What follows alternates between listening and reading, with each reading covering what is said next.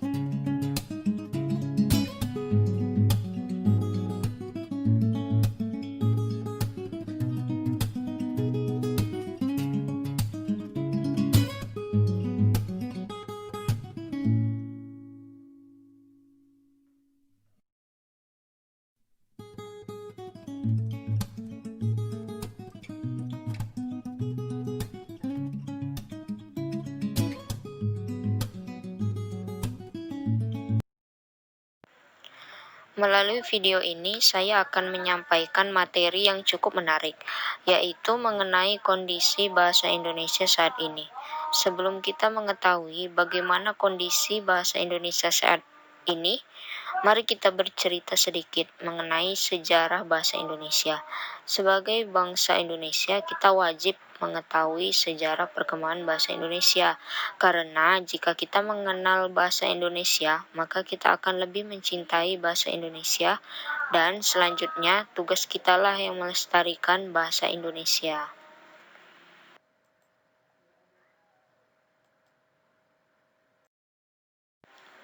Sebelum resmi menjadi bahasa nasional, bahasa Indonesia dikenal sebagai bahasa Melayu.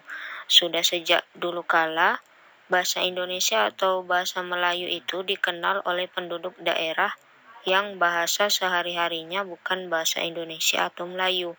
Sejarah perkembangan bahasa ini dapat dibuktikan dengan adanya beberapa prasasti, seperti Prasasti Kedukan Bukit pada tahun 683 Masehi.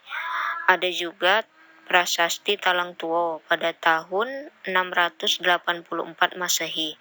Kemudian Prasasti Kota Kapur dan Karabarahi, yaitu pada tahun 686 Masehi. Sejarah dimulai sejak tanggal 28 Oktober tahun 1928. Mulai saat itu, bahasa Indonesia dipakai resmi oleh bangsa Indonesia sebagai bahasa nasional. Bahasa Indonesia yang kita gunakan sebagai bahasa resmi di negara kita berasal dari bahasa Melayu. Ketika bangsa Eropa pertama kali ke Indonesia, bahasa Melayu sudah mempunyai kedudukan yang luar biasa di tengah bahasa-bahasa daerah yang ada di Nusantara.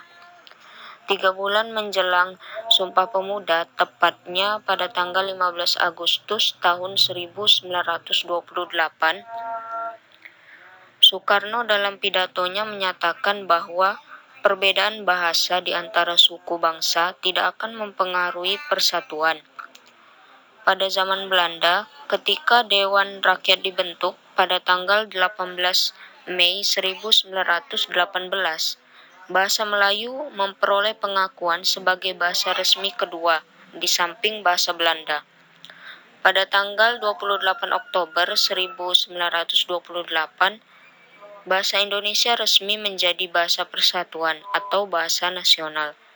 Kemudian masalah bahasa resmi muncul kembali dalam Kongres Bahasa Indonesia pertama di Solo pada tahun 1938.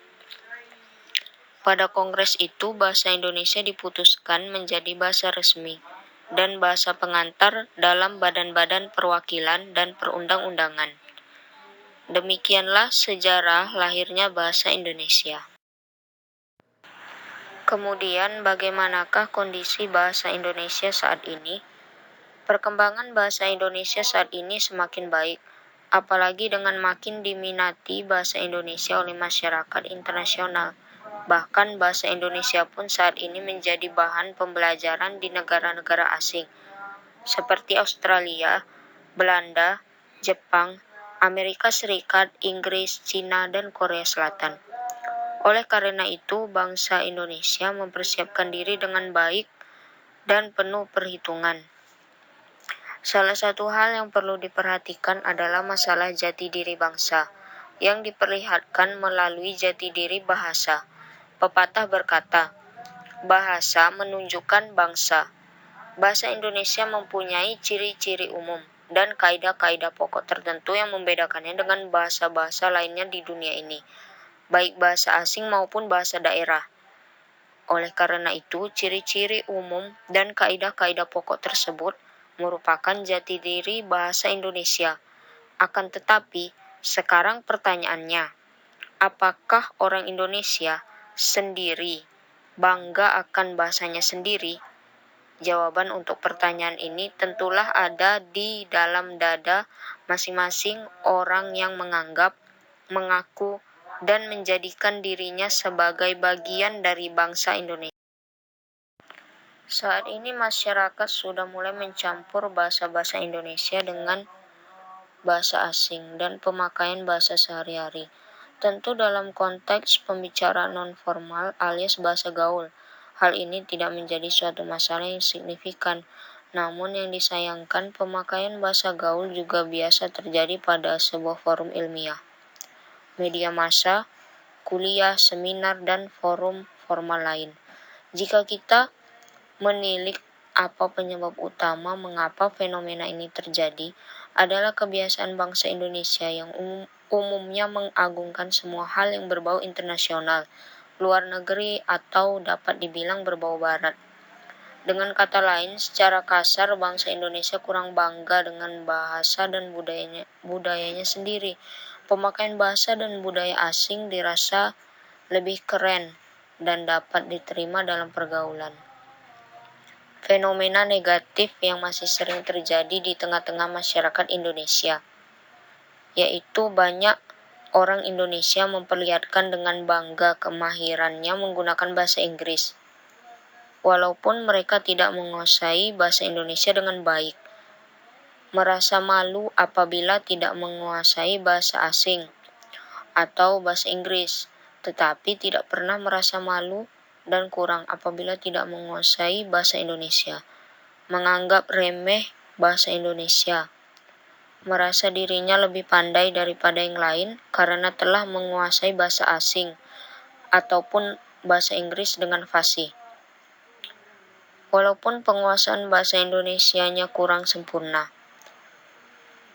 fenomena ini terkesan menelanjangi identitas kebangsaan kita, seakan bahasa Indonesia tidak bisa terlihat lebih baik dibanding pemakaian bahasa asing.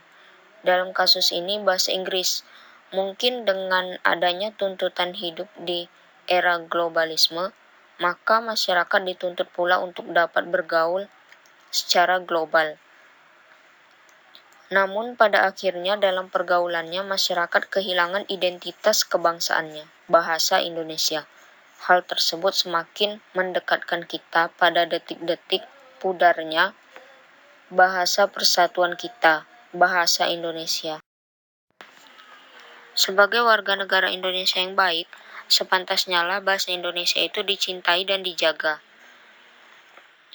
Bahasa Indonesia harus dibina dan dikembangkan dengan baik, karena bahasa Indonesia itu merupakan salah satu identitas atau jati diri bangsa Indonesia.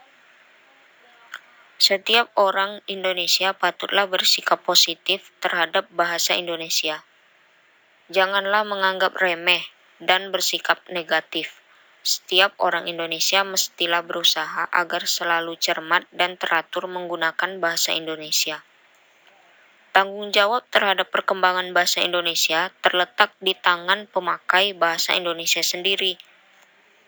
Baik buruknya, maju mundurnya, dan teratur kacaunya bahasa Indonesia merupakan tanggung jawab setiap orang yang mengaku sebagai warga negara Indonesia yang baik.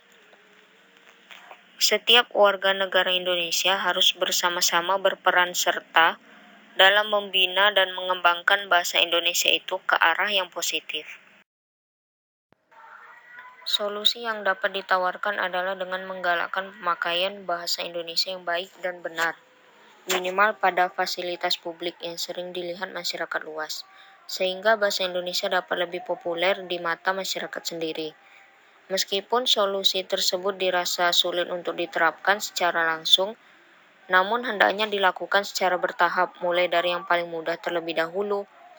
Pemerintah harus dapat menyadarkan masyarakat betapa pentingnya kita menjaga bahasa Indonesia, yang dapat diterapkan melalui kebijakan-kebijakan strategis. Karena pemerintah dalam hal ini menjadi regulator di negara ini. Inti awalnya adalah bagaimana bahasa Indonesia dapat dipakai secara luas dan baik di tempat umum, media massa, dan merek dagang, sehingga secara tidak langsung masyarakat dapat mengetahui mana bahasa yang baik dan yang tidak. Pada akhirnya, solusi ini dapat menyeluruh kepada setiap lapisan masyarakat.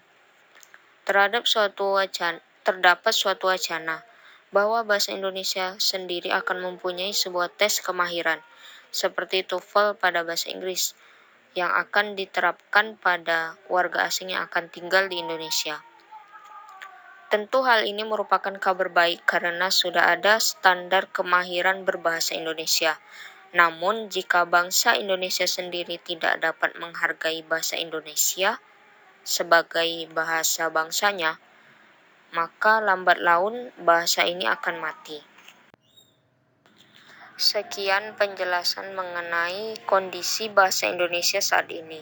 Semoga kita sebagai bangsa Indonesia senantiasa mencintai dan ikut melestarikan bahasa Indonesia. Terima kasih. Wassalamualaikum warahmatullahi wabarakatuh.